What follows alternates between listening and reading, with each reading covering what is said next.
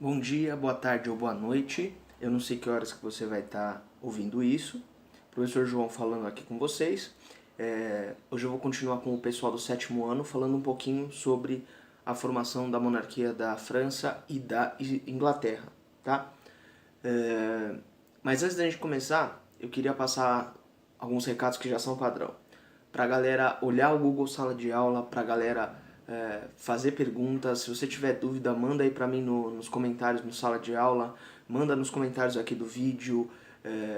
Eu preciso ter uma devolutiva de vocês se isso está sendo produtivo ou não pra vocês, tá?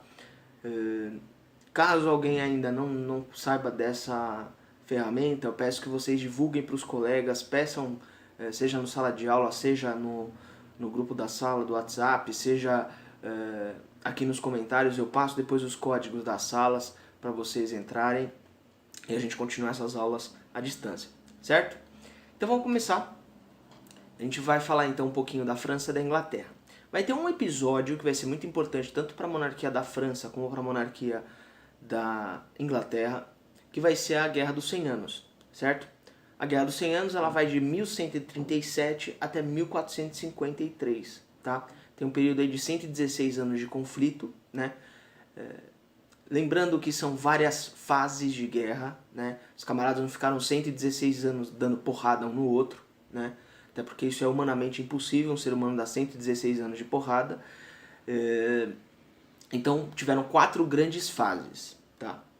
Basicamente, esse conflito da Guerra dos 100 Anos, ele acontece por conta de disputas por sucessão ao trono francês, certo? E as relações de parentesco. Desde sempre, a nobreza sempre teve essa prática de casamento entre a nobreza. Aquela coisa de filme, o príncipe casou com a plebeia, ou o plebeu casou com a princesa, isso é meio fantasioso, certo? Em geral isso não acontecia. O que acontecia era os nobres de vários lugares do mundo casavam entre si. E por casamento você entende que você tinha uma aliança.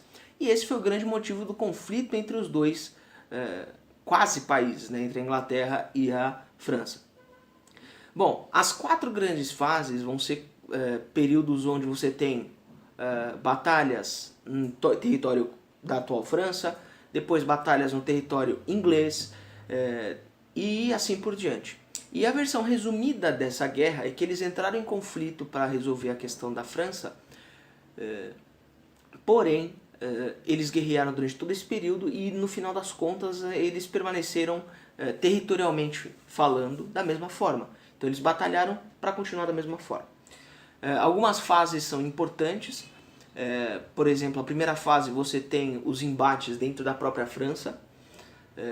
Depois, na segunda fase, você tem a invasão francesa à Inglaterra. E nessa invasão você tem uma batalha que ficou bem famosa na história, que foi a Batalha de Azincourt, que vão ser quando os arqueiros ingleses, num número extremamente reduzido, eles conseguem derrotar um exército francês entre 4 e 5 vezes maior que eles. A terceira fase vai ser justamente uma nova invasão da Inglaterra à França. Nessa fase você vai ter o surgimento da figura da Joana d'Arc, que ela vai auxiliar aí no combate francês por conta de uma crença religiosa extremamente poderosa, né? Eu já comentei um pouco em sala de aula com vocês sobre o que se discute a respeito da Joana d'Arc e eu não vou retomar muito tempo para gastar aqui, certo? E a última fase vão ser conflitos menores da expulsão dos ingleses da França. Tudo bem? Então, vamos começar falando um pouquinho especificamente da França, porque tem alguns acréscimos que vêm antes da Guerra dos 100 Anos e coisas específicas que a Guerra dos 100 Anos trouxeram para a França. Primeira coisa, o processo de unificação da França ele já acontecia desde o século X, com a dinastia dos Capetingios, ou a dinastia dos Capetos, é a mesma coisa. Lembra, dinastia é o conceito de uma família que concentra o poder monárquico, certo? Ela é uma família de reis e esse poder é passado de geração para geração, certo? De pai para filho, de filho para neto e assim por diante. E o que foi sendo unificado com esse passar do tempo? A questão do território, a questão da moeda, a questão do exército, você tem um fortalecimento dos tribunais e também você tem a ampliação de impostos, certo?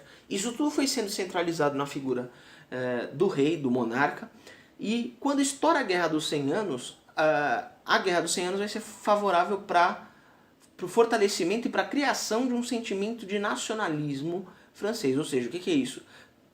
Todos aqueles franceses se sentiam pertencentes à França e eles deveriam proteger a França, os interesses da França, certo?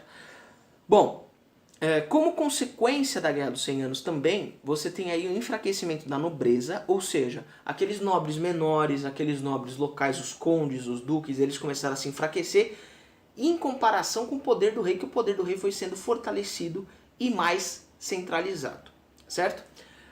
Quando termina a Guerra dos 100 Anos, a figura real já está estabelecida, eles conseguiram se fortalecer enquanto país, e a França foi um dos países que teve o projeto absolutista, ou projeto de rei absoluto, mais fácil, certo?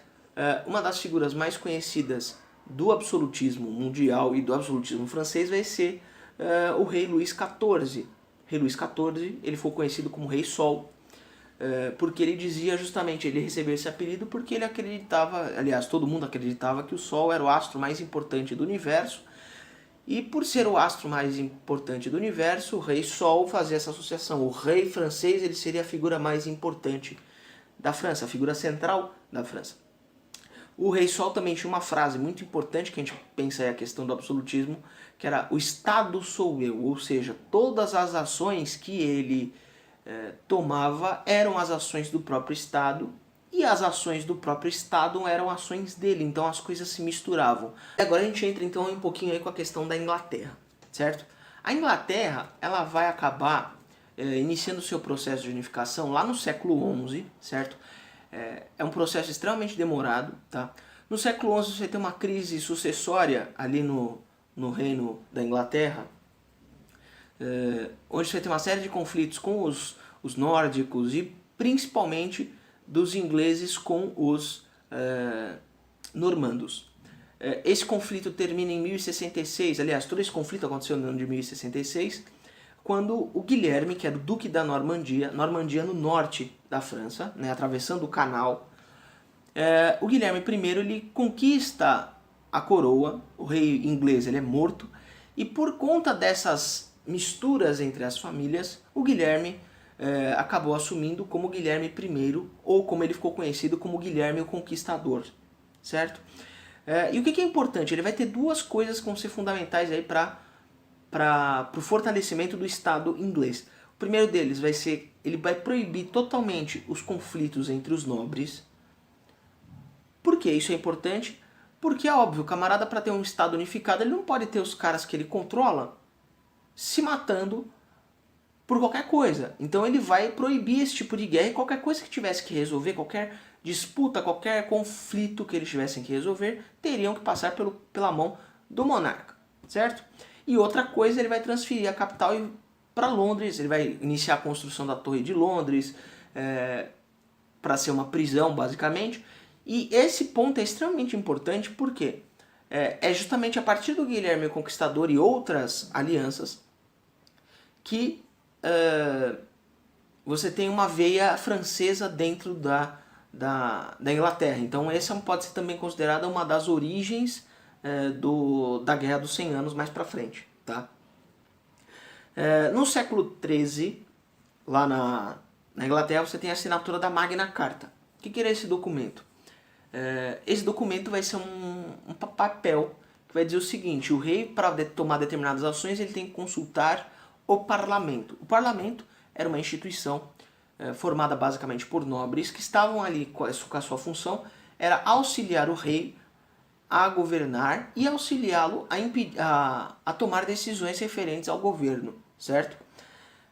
E além disso, o parlamento só eram nobres no primeiro momento, certo? E essa carta é assinada em 1215. Então, de certa forma, a Magna Carta ela vai limitar os poderes do rei para ele não fazer exatamente tudo o que ele planejava fazer. 50 anos mais tarde, você tem, em 1265, você tem uma autorização onde os comerciantes poderiam participar do parlamento. Então, a Assembleia era dos nobres, certo? Só que a partir de 1265, a nobreza e a burguesia começam a participar do parlamento. E justamente por conta desse atrito entre nobreza e burguesia, na Inglaterra vai surgir uma instituição chamada Câmara dos Lordes, que era justamente uma assembleia menor e mais seleta exclusivamente para os nobres, certo? Então, com isso você tem a formação de algumas coisas que são importantes até hoje, né?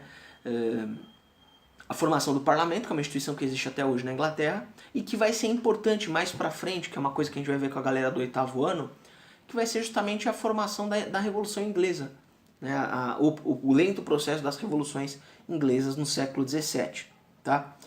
Bom, e aí estoura a Guerra dos 100 Anos, justamente por conta de um conflito familiar, quem vai assumir o trono francês, entre os próprios herdeiros da França e o herdeiro da Inglaterra. A Guerra dos 100 Anos vai enfraquecer, de certa forma, a dinastia inglesa, e não tinham-se herdeiros para a monarquia inglesa. E aí vão surgir, após a guerra, que a guerra termina em 1453, como eu já falei, e 2 anos mais tarde, em 1455, estoura uma guerra entre duas famílias nobres. A primeira família nobre eram os York e a outra família eram os Lancaster, certo? Tanto que durante muito tempo convencionou dizer que os York tinham uma rosa branca e os Lancaster tinham uma rosa vermelha, certo? Mas em geral é muito mais a cor presente no símbolo das duas casas. Ambas as casas disputavam por quê? Porque elas tinham ligações de parentesco, voltando na história dos casamentos, eles tinham parentesco com os antigos reis da Inglaterra, da dinastia dos Plantageneta, e eles entraram num conflito armado durante 30 anos, que assim, não vai valer a pena eu ficar conversando sobre isso agora, porque não é o ponto. O que interessa é o quê? No final da guerra, as duas famílias tinham um herdeiro em comum, né, por conta de casamentos que foram acontecendo, que era o Henrique Tudor, certo? E o Henrique Tudor, ele vai simbolizar o final da Guerra dos 100 Anos na Inglaterra, e vai ser o rei que vai assumir o trono inglês, e a partir dele assumir o trono inglês, ele vai conseguir centralizar o Estado na sua figura e, consequentemente, ele inicia a dinastia dos Tudors, né? Que depois tem o seu filho Henrique VIII, que vai promover a reforma religiosa na Inglaterra, que a gente vai ver um pouquinho mais pra frente. As duas filhas dele assumem o trono, Elizabeth I e a Ana. E um ponto que vai ser importante muito mais pra frente vai ser a questão das religiões dentro da Inglaterra, certo? Como a gente vai ver depois lá no 8º ano, muito da Revolução Inglesa vai ter influência da posição religiosa dentro dos grupos que estavam envolvidos naquele processo, certo? Bom, então o Henrique VII ele vai se tornar o primeiro rei absoluto da Inglaterra. Tudo bem? Bom, de qualquer forma a gente encerra aí o conteúdo da aula de hoje. Eu espero que vocês tenham entendido. Qualquer coisa, vocês comentem aí embaixo, compartilhem, mandem mensagem no Google Sala de Aula, mandem mensagem no grupo da sala, mandem mensagem, mandem e-mail. De qualquer forma, eu fico no aguardo aí de vocês numa posição, e enquanto isso a gente vai fazendo dessa forma, tá bom? Fiquem bem, se cuidem e até mais.